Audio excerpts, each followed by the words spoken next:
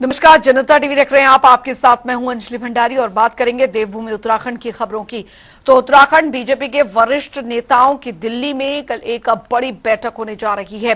बता दें कि इस बैठक में राष्ट्रीय संगठन महामंत्री बीएल संतोष, प्रदेश प्रभारी दुष्यंत गौतम, प्रदेश के राज्यसभा और लोकसभा के सभी सांसद मौजूद रहेंगे। मुख्यमंत्री पुष्कर सिंह धामी, बीजेपी प्रदेश अध्यक्ष महेंद्र भट्ट की मौजूदगी में होने वाले इस बैठक में आगामी दिनों के लिए कई कार्यक्रम तय किए जाएंगे। पार्टी के प्रदेश अध्यक्ष महेंद्र भट्ट ने बताया कि बैठक केंद्रीय राज्य मंत्री अजय टम्टा के आवास पर होगी। कल रात्रि 8 बजे हमारे उत्तराखंड के 8 सांसद, 5 लोकसभा, 3 राज्यसभा, इनकी बैठक हमारे जो उत्तराखंड से भारत सरकार मंत्री बने अजय टम्टा जी के आवास पर होगी। इसमें हमारे राष्ट्रीय महामंत्री संगठन दुष्यंत अपने बीएल संतोष जी इस बैठक में रहने वाले हैं। हमारे प्रभारी दुष्यंत गौतम जी रहेंगे, सहप्रभारी रेखा जी रहेंगी और माननीय मुख्यमंत्री जी भी, हम सब लोग बैठेंगे। एक तो जीत का उत्सव है, उसके साथ साथ आगामी दिनों के जो हमारे कार्यक्रम है उन कार्यक्रमों को और व्यापक स्वरूप देने की दृष्टि से उस बैठक में हमारी पूरी चर्चा रहने वाली है। हमारे दोनों बाई इलेक्शन में सभी सांसदों के कार्यक्रम निश्चित करेंगे। उधर लोकसभा चुनाव के बाद अब उत्तराखंड विधानसभा उपचुनाव को लेकर मैदान सज चुका है। उत्तराखंड में विधानसभा की 2 सीटों पर उपचुनाव होना है, जिसके लिए सभी राजनीतिक पार्टियां अपनी कमर कस चुकी है। देखिए हमारी खास रिपोर्ट। आप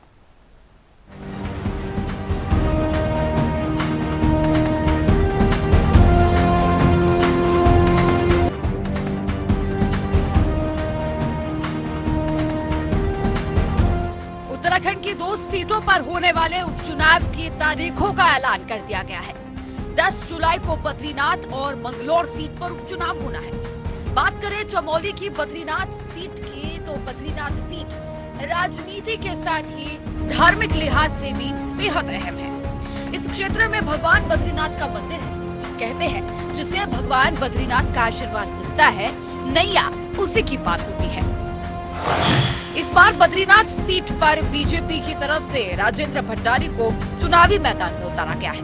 वहीं कांग्रेस की ओर से लखपत बुटोला को टिकट दिया है। तो वहीं मंगलौर सीट पर बीजेपी ने करतार सिंह बड़ाना और कांग्रेस ने काजी मोहम्मद निजामुद्दीन पर भरोसा जताया है। उपचुनावों के लिए बीजेपी और कांग्रेस दोनों ने ही अपने अपने स्टार प्रचारकों की सूची जारी कर दी है। ये स्टार प्रचारक दोनों सीटों पर अपने अपने प्रत्याशियों के लिए प्रचार करेंगे। आइए ग्राफिक्स के जरिए नजर डालते हैं दोनों पार्टियों के प्रमुख स्टार प्रचारकों पर।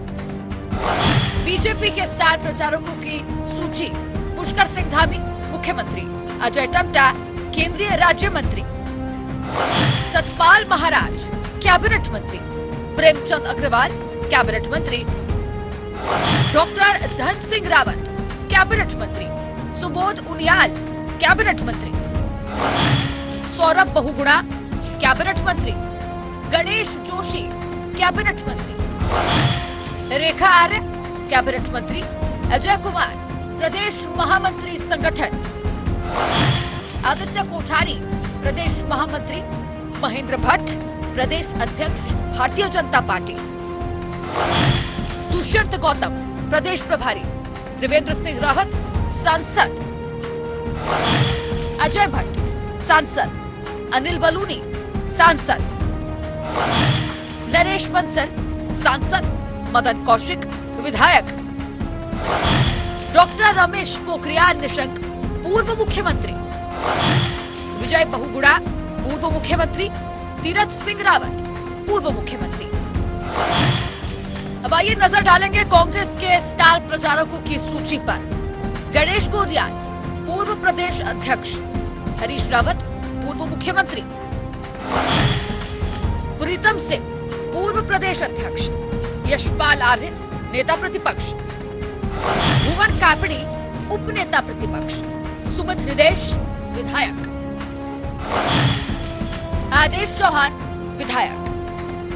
बात करें चमोली की बद्रीनाथ विधानसभा सीट की, तो ये सीट पहले कांग्रेस के खाते में थी। 2022 के विधानसभा चुनाव में इस सीट पर राजेंद्र भंडारी ने चुनाव जीता और मौजूदा बीजेपी प्रदेश अध्यक्ष महेंद्र भट्ट को हार का सामना करना पड़ा था। लेकिन साल 2024 के लोकसभा चुनाव में राजेंद्र भंडारी ने कांग्रेस छोड़कर बीजेपी का दामन थाम लिया। इसके बाद ये सीट खाली हो गई है। एक बार फिर से बीजेपी की ओर से राजेंद्र भंडारी चुनावी मैदान में है। उनका सामना कांग्रेस के लखपत बुटोला से सीधे तौर पर होना है। आइए ग्राफिक्स के जरिए एक बार नजर डालते हैं बद्रीनाथ विधानसभा सीट के इतिहास पर। 2002 अनुसुईया प्रसाद मोखुरी Congress, 2007 Kedar Singh फोनिया Bharatiya Janata party, 2012 Rajendra Singh Bhandari Congress, 2017 Mahendra Prasad Bhatt Bharatiya Janata party, 2022 Rajendra Singh Bhandari Congress. Manglaur seat पर होगा त्रिकोणीय मुकाबला। बीजेपी, कांग्रेस और बसपा में होगी जंग। मंगलौर सीट पर खुलेगा बीजेपी का खाता।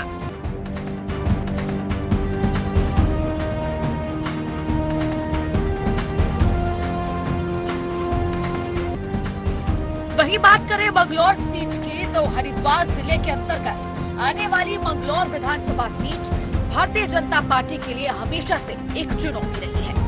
दरअसल मंगलौर सीट का प्रतिनिधित्व कर रहे बसपा विधायक सरवत करीम अंसारी के निधन के कारण ये सीट खाली हुई, जिसके बाद अब यहाँ पर उपचुनाव कराए जा रहे हैं।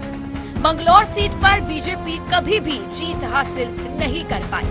हालात तो ये रहे कि लोकसभा चुनाव में क्लीन स्वीप मारने के बावजूद विधानसभा की मंगलौर सीट पर हमेशा से बीजेपी को मुंह की खानी पड़ी। यहाँ मोदी मैजिक भी बीजेपी की नैया पार नहीं लगा सका। कहा तो ये भी चाहता है कि बीजेपी कभी भी मंगलौर सीट का समीकरण समझने में कामयाबी हासिल ही नहीं कर सकी। मंगलौर सीट पर 19,000 मतदाता है, जिनमें 45% मुस्लिम, 55% हिंदू और 18% दलित हिंदू रहते हैं। मंगलौर सीट पर दलित और मुस्लिम मतदाताओं का समर्थन ज्यादातर बसपा को मिलता नजर आया है। यही वजह है कि एक बार फिर बसपा की तरफ से इस सीट को जीतने के लिए जीतो मेहनत की जा रही है। एक और जहां बीजेपी ने करतार सिंह बढ़ाना, कांग्रेस ने काजी मोहम्मद निजामुद्दीन को अपना प्रत्याशी बनाया, तो वहीं बसपा की ओर से दिवंगत विधायक सरवत करीम अंसारी के पुत्र उबैदुर रहमान पर दांव खेला गया है। इतना ही नहीं, उपचुनाव के लिए बसपा ने अपने 13 स्टार प्रचारकों की सूची भी जारी की है, जिनमें बसपा प्रमुख मायावती और उनके भतीजे आकाश आनंद का नाम प्रमुखता से शामिल है। बसपा के स्टार प्रचारकों की सूची: मायावती, आकाश आनंद, रामजी गौतम, सुरेश आर्य, Chaudhary Shishpal Singh, Surajmal, Mohammad Shahzad, PR. Dhoni, Pradeep Chaudhary, doctor Nathiram, Nandgopal, Vinod Kumar Gautam, Harish Chandra सिनोली। Manglaur seat पर खुद मायावती प्रचार करती नजर आएंगी। ये बताता है कि राजनीति के लिहाज से मंगलौर सीट के बसपा के लिए क्या मायने हैं। अब देखने वाली बात ये होगी कि एक बार फिर मंगलौर सीट पर बहुजन समाज पार्टी जीत का परचम लहरा पाएगी या बीजेपी अपना खाता खोलने में कामयाब होगी। पर फिलहाल बीजेपी मंगलौर सीट पर जीत का दम भरती नजर आ रही है। देखिए, ये बात बिल्कुल ठीक है कि मंगलौर विधानसभा हम अभी तक जीते नहीं हैं, लेकिन इस बार हमने एक मजबूत प्रत्याशी वहाँ उतारा है और ऐसे प्रत्याशी उतारा है जो 2 बार हरियाणा से विधायक रहे, कैबिनेट मंत्री रहे, फिर उत्तर प्रदेश से विधायक रहे और उनको सामाजिक कार्यों को करने का, राजनीतिक रूप से किस तरह से क्षेत्र का विकास करना है, इसमें अच्छा अनुभव है।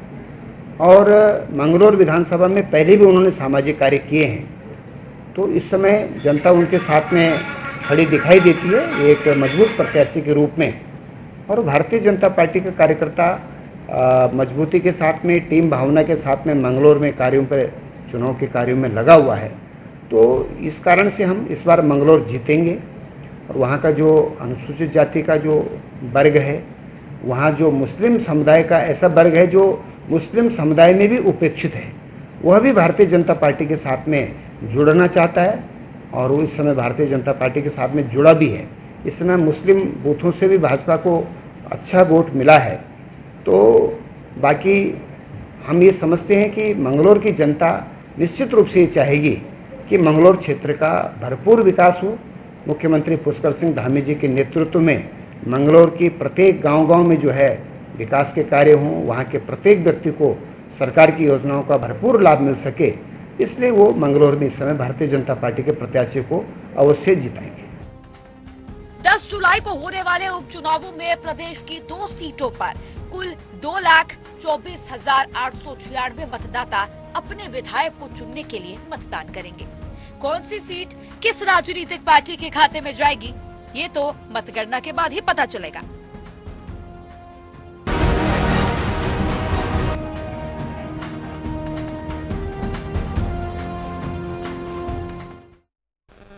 उधर आपको बता दें कि चमोली में बद्रीनाथ विधानसभा उपचुनाव को लेकर दरअसल सामान्य प्रेक्षक का अनीता रामचंद्रन और साथ ही वह प्रेक्षक का अमनदीप पवार ने आरओ और एआरओ और साथ ही नोडल अधिकारियों के साथ बैठक की, जहां उन्होंने उपचुनाव की तैयारियों को लेकर विस्तृत जानकारी ली और कहा कि निर्वाचन प्रक्रिया को शांतिपूर्ण संपन्न कराना हम सबका दायित्व है।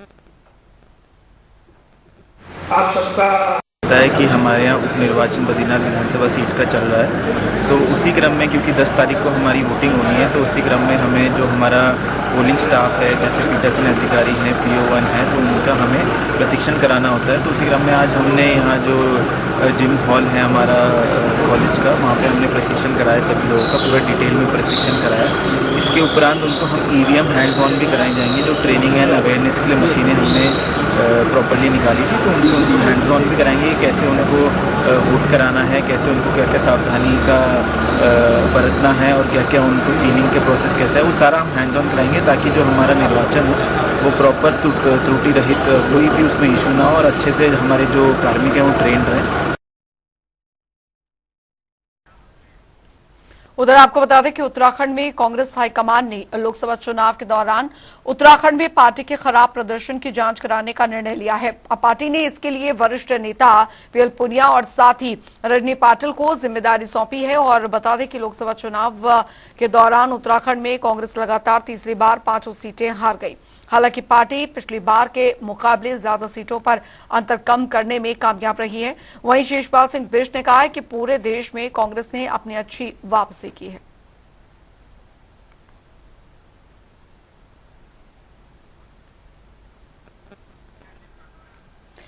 तो आपको बता दें कि उत्तराखंड में खासकर लोकसभा चुनाव में जो कांग्रेस का प्रदर्शन रहा है, उस पर अब मंथन करने की तैयारियां यहां पर की जा रही है और इसको लेकर आपको बता दें कि पूरा विश्लेषण जो है किया जाएगा।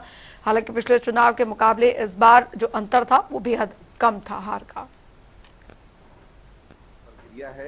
देखिए, लोकसभा चुनाव के बाद राजनीतिक दलों में एक स्वाभाविक प्रक्रिया है कि चुनाव में हार और जीत की समीक्षा होती है। केंद्रीय स्तर पर दिल्ली में CWC की बैठक हो चुकी है और पूरे देश की समीक्षा उसमें हुई है। अब राज्यों के स्तर पर जो है समीक्षा हो रही है। जिन राज्यों में कांग्रेस पार्टी का खराब प्रदर्शन रहा है, लचर प्रदर्शन रहा है, वहां के लिए केंद्रीय नेतृत्व ने जो है पर्यवेक्षक जो है घोषित किए हैं और उत्तराखंड के लिए PL पुनिया और रजनी पाटिल जी को पर्यवेक्षक बनाया गया है और बहुत जल्दी वो उत्तराखंड का दौरा करेंगे।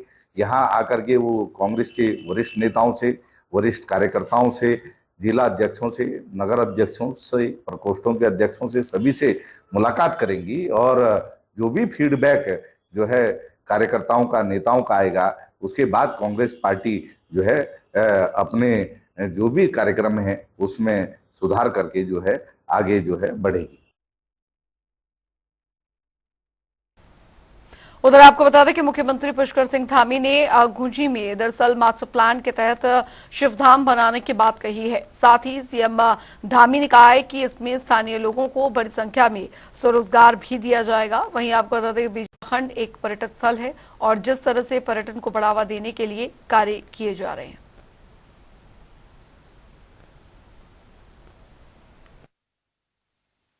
देखिए, एक जिस तरह से देखा जा सकता है कि उत्तराखंड एक पर्यटक स्थल है, पर्यटक राज्य है, तो यहाँ पर जिस प्रकार से लगातार पर्यटन को बढ़ावा देने के लिए कार्य हो रहा है, जैसे मानस खंड माला मिशन का अगर आप बात करते हैं, कुमाऊं के क्षेत्र को और बढ़ाने के लिए, रोजगार के अवसर पैदा करने के लिए। उसी क्रम में ये जो आदि कैलाश है, यहाँ पर अगर शिव धाम बनाने की कवायद जो शुरू करी जा रही है, उससे पर्यटन के क्षेत्र में निश्चित तौर पर इजाफा होगा, अगर वहां पे रहने वाले लोगों को इससे काफी लाभ भी प्राप्त होगा।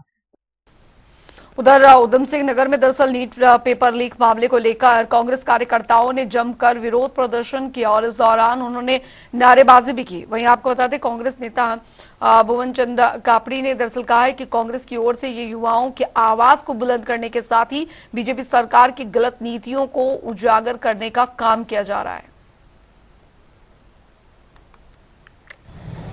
नीट और नेट दोनों के पेपर लीक हुए। 24 लाख छात्र जो दिन रात मेहनत करता है, एक आम परिवार का छात्र, एक गरीब परिवार का छात्र, जिसके माँ बाप जो है कि अपनी गाड़ी कमाई की सारी पूंजी जो है उस बच्चे की पढ़ाई लिखाई पर लगाते हैं, और जब वो पेपर देखकर आता है उसे पता चलता है कि पेपर का सौदा पहले से हो गया।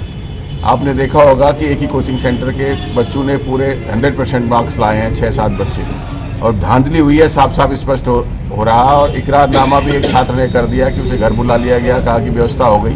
तो उसके बावजूद भी सरकार जो है कि जो मेहनती छात्र हैं, जो दिन रात मेहनत कर रहे हैं, जो आम परिवार के छात्र हैं, जो गरीब परिवार के छात्र हैं, उनको न्याय देने की हिम्मत नहीं जुटा पा रही है और इस पेपर को निरस्त नहीं कर पा रही है। तो हम सब यही मांग करते हैं कि हिंदुस्तान में ऐसी मजबूत व्यवस्था बननी चाहिए कि जिससे पढ़े लिखे और मजबूत मेहनत करने वाले छात्र के साथ अन्याय न हो और उनको न्याय मिले। उसी के लिए हम आज यहाँ प्रदर्शन कर रहे हैं। चलिए, इसी के साथ देवभूमि उत्तराखंड की खबरों में अभी के लिए फिलहाल इतना ही। वक्त एक छोटे से ब्रेक का।